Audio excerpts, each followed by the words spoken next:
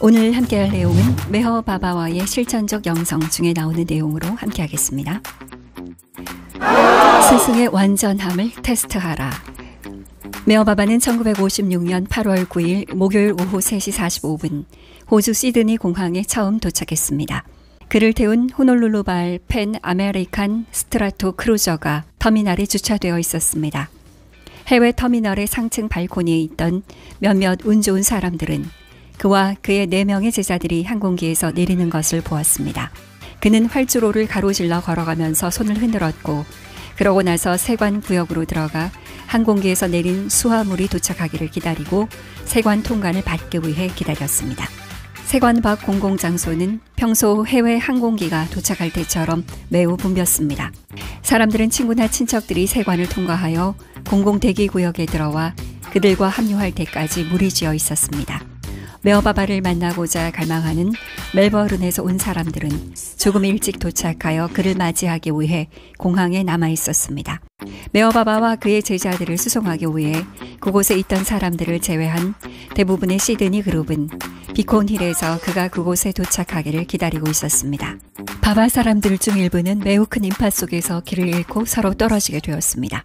프란시스 브라바조는 그들을 모두 모으고 세관 지역에서 곧 바바가 나올 문으로 그들을 가까이 데려가려고 했지만 성공하지 못했습니다.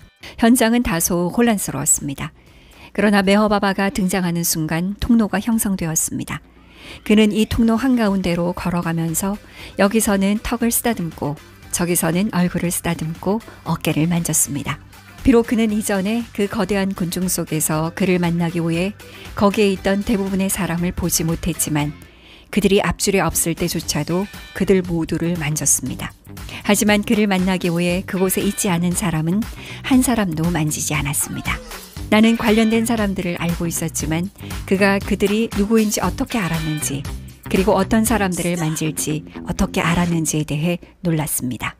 메허바바와 동행한 사람은 4명의 만달리였습니다. 그들은 아디케이 이라니, 에루지제 사왈라, 메어지 카르카리아, 그리고 닐루 박사로 알려진 닐칸트 고스 박사였습니다. 우리가 짐을 수거해 대기 중인 차량으로 옮기는 동안 메허바바는 짧은 신문 인터뷰를 했고 아디케이 이라니가 그의 몸짓을 통역했습니다. 다음 날 시드니 데일리 텔레그라프에 의해 메허바바의 기사와 사진이 게재되었습니다. 그 후 메허바바와 만달리는 그들이 시드니에 머무는 동안 머물 예정인 비콘힐의 집으로 가기 위해 공항에서 여러 차에 나누어 탑승해 떠났습니다. 시드니 공항은 시드니 항에서 남쪽으로 약 6마일, 비콘힐은 북쪽으로 약 12마일 떨어져 있습니다. 나는 공항에서 일행의 짐을 챙겨서 혼자 비콘힐로 향하고 있었습니다. 나는 약 2년 전에 메허바바에 대해 처음 들었는데 이제 나는 그분을 배웠고 그는 나를 만졌으며 곧 우리는 며칠 동안 함께 지내게 될 것입니다. 나는 약 10년 동안 살아있는 영적 스승을 찾는데 관심이 있었습니다. 진짜 영적 스승과 가짜를 어떻게 구별할 수 있을까 하는 생각이 가끔 머릿속을 스쳤습니다. 나는 때가 되면 스스로 판단해야 한다는 결론에 도달했습니다.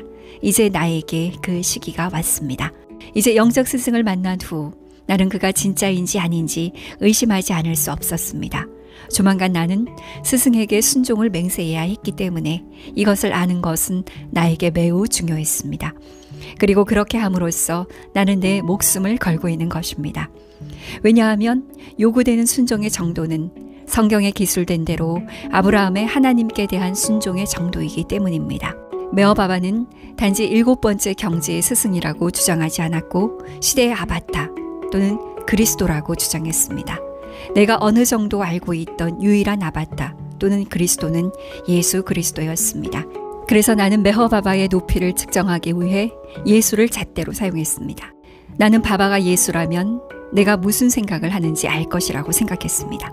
나는 성경과 신약 성경에 묘사된 몇 가지 사건으로부터 이런 생각을 정리했습니다.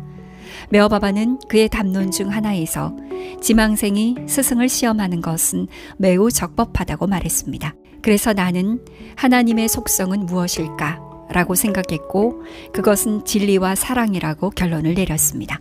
나는 또한 바바가 내가 생각하는 것을 알고 있는지 알아보기로 결심했습니다. 그 순간 나는 클래런스 스트리트의 끝에서 시드니 항구 다리의 남쪽 출입구에 가까워지고 있었습니다. 바로 그때 메어바바가 내 차선 바로 옆 차선에서 약 30피트 정도 앞에 있는 차에 앉아 있는 것을 보고 깜짝 놀랐습니다. 우리 사이에는 다른 차가 없었습니다. 이는 공항을 떠난 이후 처음으로 그를 본 순간이었습니다. 이제 그가 내 생각을 아는지 확인할 수 있는 기회가 왔습니다. 나는 생각했습니다. 메허바바는 진리이다. 바바는 부분적으로 돌아서서 나를 똑바로 바라보고 그의 오른손의 엄지손가락과 검지손가락으로 원을 그려 완전함의 기호를 보였습니다. 나는 그가 내 생각에 즉시 응답한 것처럼 보여서 놀랐습니다. 그러나 그것은 우연일지도 모른다고 스스로에게 말했습니다.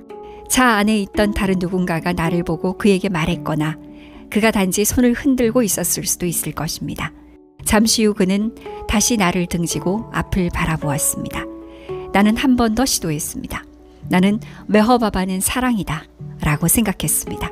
똑같은 일이 다시 일어났습니다. 바바는 약간 돌아서서 나를 보고 완전함의 표시를 보였습니다. 이번에는 그가 내 생각에 즉시 응답하는 것 같아서 상당히 충격을 받았습니다.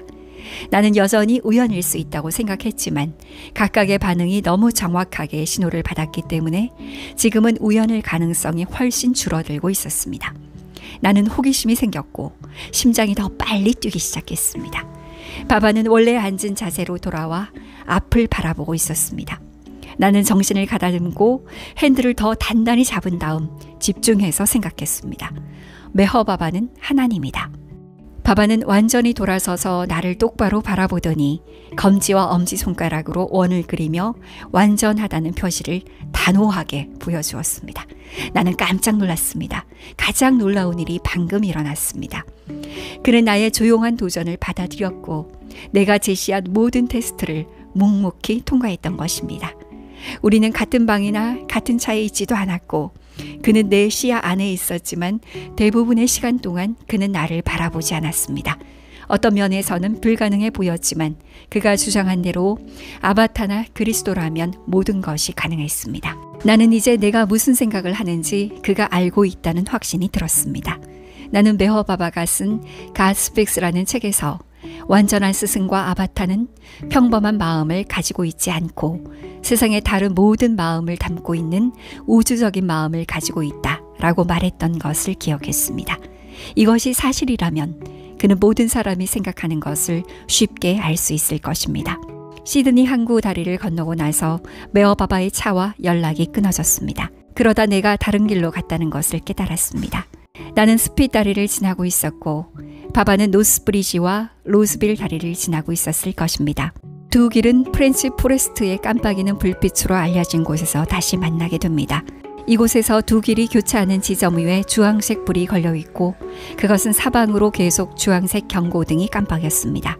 내가 갔던 길은 교통량이 거의 없었기 때문에 전멸하는 신호등까지 달려보기로 결심했습니다. 나는 시포스에서 프렌치 포레스트까지 시속 60-70마일로 매우 빠르게 달리고 있었습니다. 전멸하는 신호등에 다가가 우회전을 하려고 속도를 늦추고 있는데 바바의 차가 제 앞을 빠르게 지나갔습니다.